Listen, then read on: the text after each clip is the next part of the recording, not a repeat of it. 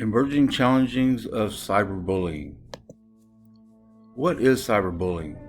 Here's a video that they'll watch that explains what is cyberbullying. It's by Cyber Shaolin. Cyberbullying statistics, facts, and trends, 2021. The most interesting cyberbullying facts are the most common type of online bullying is mean comments, which happens approximately 22.5% of the time. 35% has shared a screenshot of someone's status or photo to laugh at them. 61% of teens who report being bullied say it was because of their appearance. And 56% of online harassment victims reported that they had been harassed on Facebook. And 7 in 10 young people experience cyberbullying before they hit the age of 18. Cyberbullying and the cell phone policy. Principals were asked to the best of their knowledge how frequently cyberbullying occurred in their schools. They compared the years 2010 and 2016, and the percentage of schools with principals reporting increased from 7.9% in 2010 to 12% in 2016. The percentage of schools reporting monthly cyberbullying from 9.4% in 2010 to 14.9% in 2016, and the percentage of schools reporting occasional cyberbullying from 45% in 2010 to 54% in 2016. The results indicated that schools that did not allow cell phones use indicated a higher percentage of principal reported daily, weekly cyberbullying.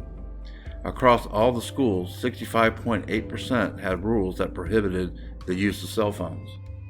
Schools that do not allow their students to use cell phones had a reportedly higher rate of daily and weekly cyberbullying, 16.4% of schools, 4% of schools, than did schools that allow cell phone use, which was only 9.7% of the schools. So what does count as cyberbullying? Cyberbullying is any type of harassing, threatening, demeaning language. It can also involve embarrassing another person online. Typically, this is done through mean comments, online rumors, and even sexual remarks. They're usually connected with appearance, intelligence, race, or sexuality. Cyberbullying is also the repeated use of technology to harass, humiliate, or threaten. Who is prone to cyberbullying? The most common target for cyberbullies are children, young adults, especially girls, students, and members of the LGBTQ community. As far as the bullies themselves are concerned, they come from all walks of life. Studies show that children with less involved parents and those suffering from depression or anxiety tend to display bullying behavior, but nothing has been conclusive yet. Anywhere from 1/3 to 1/2 of youths have been targeted by cyberbullies. Why are people cyberbullied? There isn't a single platform where all of the cyberbullying takes place, and no online space is completely free of cyberbullying. Since most children and young adults access the internet via their mobile devices, this is the most common medium through which they experience some type of harassment. Cyberbullying statistics show that Instagram is the most common platform for cyberbullying, closely followed by Facebook and Snapchat.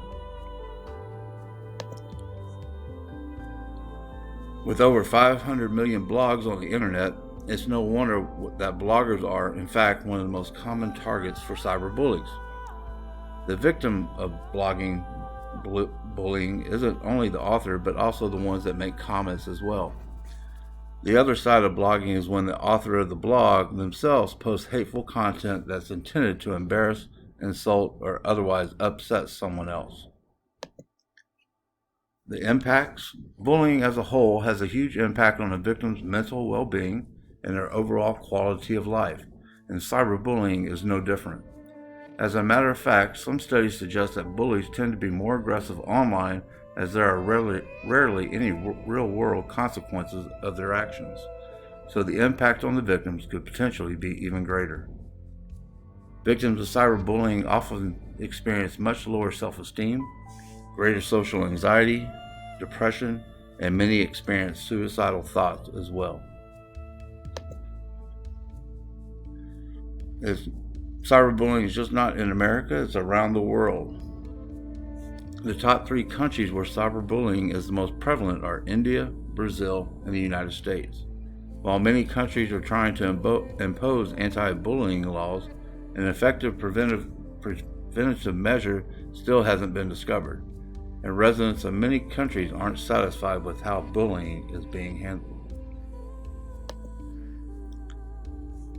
And here's another video that they'll watch that describes mental health issues along with cyberbullying. Cyberbullying legislation. As of January 2015, 49 states, excluding Montana, have enacted bullying prevention laws. All of these require schools to have policies to deal with bullying, and most of them refer to electronic forms of harassment. There are a few states that have formally criminalized cyberbullying, but most forms do not demand formal intervention. The first court case we'll talk about is Tinker versus Des Moines Independent Community School District. The court ruled that the suspension of 3 public school students for wearing black armbands to protest the Vietnam War violated the free speech clause of the First Amendment. The 2 key features of this case are the behavior considered in Tinker occurred on the campus, and the behavior was passive and non-threatening. When it comes to schools, school personnel had the burden of demonstrating that the speech or behavior resulted in a substantial interference to the educational process. In JS versus Bethlehem Area School District, the court made it clear that schools do have the authority to discipline students when speech, articulated, or behavior committed off campus results in a clear disruption of the school environment. Kowalski versus Berkeley County Schools. A student created an online profile disparaging a peer, which seemingly precipitated another instance when a substantial disruption took place.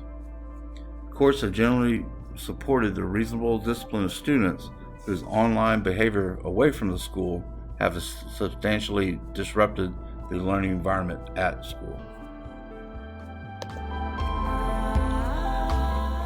JS versus Blue Mountain School District. The Third Circuit Court of Appeals ruled that the school district violated JS's First Amendment free speech rights when it suspended her for speech that caused no substantial disruption in school, and that could not reasonably have led school officials to forecast substantial disruption in school.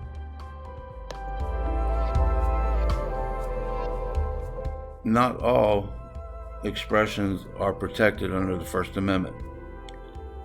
The ones that aren't protected are substantially or materially disrupt learning, interfere with the educational process or school discipline, utilize school-owned technology to harass or threaten other students or infringe on their civil rights.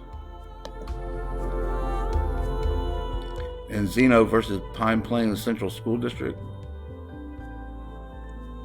once the school learned of the victimization, they had a duty to do everything in their power to ensure that it stopped.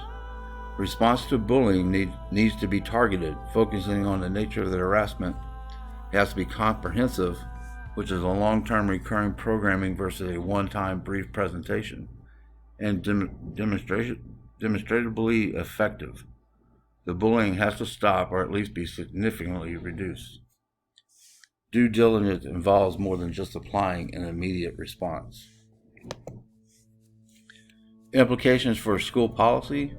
Specific definitions of harassments, intimidations, and bullying need to be drafted. Graduated consequence and remedial actions. Procedures for reporting and procedures for investigating. Language specify that if students' off-campus speech or behavior results in substantial disruption of the learning environment or infringe on the rights of other students, the student can be disciplined. And they need to have procedures for preventing cyberbullying. how everyone can stand up to the cyberbullying. It needs to be reported to the school. Evidence needs to be collected. You need to report to the site or the app or the game that the incident occurred. Talk to a trusted adult. Demonstrate care. Work together. Tell the other person to stop. Don't encourage it. Stay safe and don't give up. And this video here explains the top 10 forms of cyberbullying that can occur.